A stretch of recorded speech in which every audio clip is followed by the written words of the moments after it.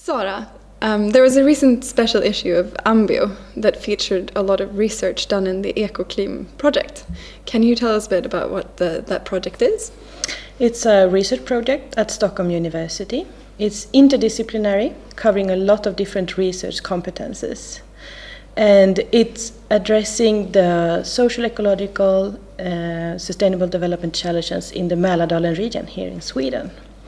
And among the research questions, what we wanted to look into is the effects from climate change on biodiversity, especially species, landscape processes, land use changes, and ecosystem services, and altogether also look into how we can act upon the knowledge on that in the society that we call adaptive governance.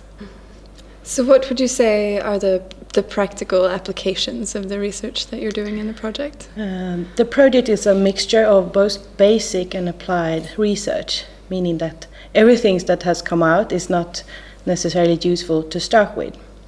But we have come forward with lots of knowledge in the region regarding biodiversity, ecosystem services that is relevant in terms of how we can handle the future challenges. That's climate change, land use change, economical changes, and so on and so forth. So it's of key importance to know those things.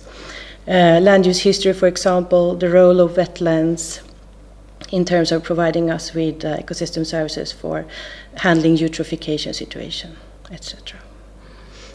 And in one of the papers in this issue that you're a co-author on, you mention anticipation as an important part of resilience in social ecological systems. So what is anticipation? Anticipation is dealing with the future, how we see future, and what we base these kind of visions and future alternatives on. So it's about how we handle knowledge, how we anticipate what is out there, and also to handle what we don't know, and how we strengthen that capacity to do that. And it requires, of course, a lot of time and money to do so, to use this capacity. And how do you strengthen the capacity in a social ecological to be anticipatory? I would say today in the Mälardalen region there is lots of knowledge about the system, but it's not used. It's very fragmented, and the way to enhance this anticipatory capacity is to use that knowledge in collaboration between different actors.